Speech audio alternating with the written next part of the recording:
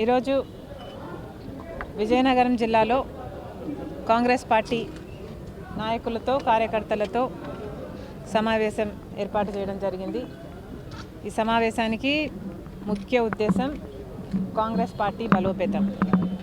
Congress party ground level నుంచి ఎలా బలోపేతం చేసుకోవాలి, దానికి నాయకులు కార్యకర్తలు ఇచ్చే సూచనలు, వాళ్ళ అభిప్రాయాలను లేక వాళ్ళకున్న ఇబ్బందులను ఇవన్నీ తెలుసుకోవడానికే ఈరోజు కాంగ్రెస్ పార్టీ అధ్యక్షురాలిగా నేను ఇక్కడికి రావడం జరిగింది.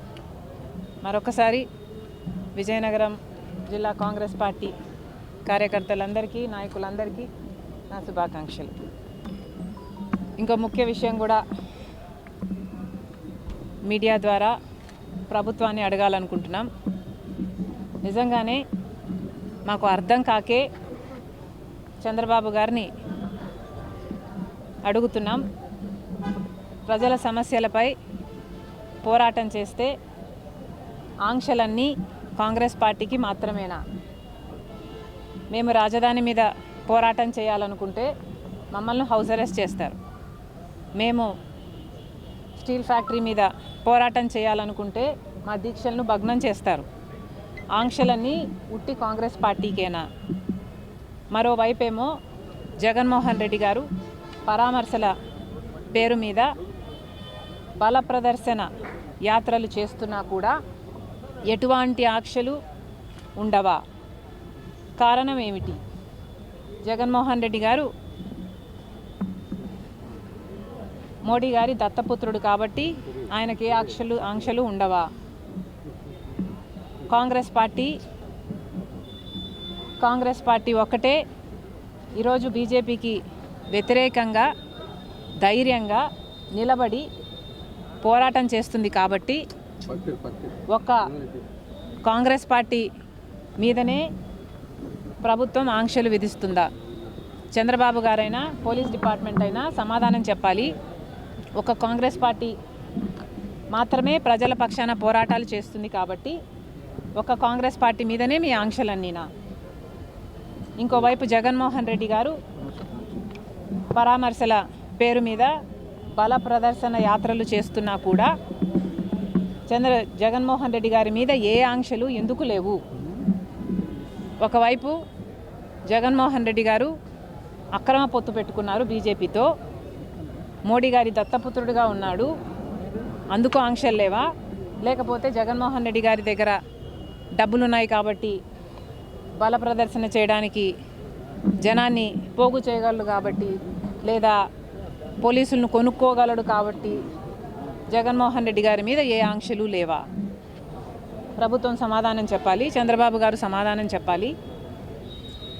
ఈరోజు నిన్న ఇద్దరు చనిపోవడం జరిగింది. మరి దానికి బాధ్యులు ఎవరు? పోలీసులు 100 మందితో జగన్మోహన్ రెడ్డి గారికి అనుమతి ఇస్తే వేలల్లో 1000కి పైగానే జనం వచ్చారు. మరి పోలీస్ డిపార్ట్మెంటు ఇంటెలిజెన్స్ ద్వారా మీకు తెలియలేదా? జగన్మోహన్ రెడ్డి గారు వచ్చిన తర్వాత ఈ జనం వచ్చారా?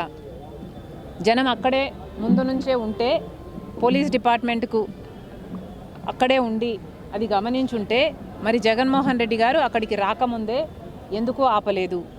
కాంగ్రెస్ పార్టీకి మాత్రమే హౌస్ అరెస్టులు చేస్తారా? జగన్మోహన్ రెడ్డి గారికి ఏ ఆంక్షలు ఉండవా? బీజేపీ దత్తపుత్రుడు కాబట్టి, మోడీ గారి దత్తపుత్రుడు కాబట్టి, తెర వెనకాల పొత్తు పెట్టుకున్నాడు కాబట్టి, అక్రమ పొత్తు ఉంది కాబట్టి జగన్మోహన్ రెడ్డి గారికి ఏం చేసినా చెల్లుతుందా? ఇద్దరి ప్రాణాలు తీసినా చెల్లుతుందా? ఏం సమాధానం చెప్తారు? జగన్మోహన్ రెడ్డి గారు ఏం సమాధానం చెప్తారు? చంద్రబాబు గారు ఏం సమాధానం చెప్తారు? పోలీస్ డిపార్ట్మెంట్ ఏం సమాధానం చెప్తారు? జగన్మోహన్ రెడ్డి గారిని కూడా కాంగ్రెస్ పార్టీ సూటిగా ప్రశ్నిస్తుంది. బెట్టింగ్లో ఓడిపోయిన వాళ్ళకి విగ్రహాలు కట్టడం ఏమిటి? వాటికి ఒక పార్టీ అధినేతగా జగన్మోహన్ రెడ్డి గారు వెళ్ళటం ఏమిటి? సమాజం ఎటుపోతుంది? ఎటు తీసుకువెళ్తున్నారు? ఒక నాయకుడిగా జగన్మోహన్ రెడ్డి గారు ఏం చేయాలి? ప్రజల సమస్యల మీద పోరాటం చేయాలి, చంద్రబాబు గారిని నిలదీయాలి, సూపర్ 6 ఏమైంది అని అడగాలి. రాజధాని విషయంలోనైనా వైజాగ్ స్టీల్ విషయంలోనైనా, పోలవరం విషయంలోనైనా, స్పెషల్ స్టేటస్ విషయంలోనైనా చంద్రబాబు గారు ఇంత అన్యాయం చేస్తున్నారు. మరి ఏమైంది అని ఒక్కసారైనా అసెంబ్లీకి వెళ్ళి నిలదీసే దమ్ము జగన్మోహన్ రెడ్డి గారికి లేదు. కానీ ఇలా బల ప్రదర్శనలు చేసి ప్రాణాలు తీసే హక్కు మీకు ఎవరిచ్చారు జగన్మోహన్ రెడ్డి గారు? సమాధానం చెప్పాలి. మరొకసారి చెప్తున్నాం, ఏదో ఒక యాక్షన్ తీసుకోవాల్సిందే.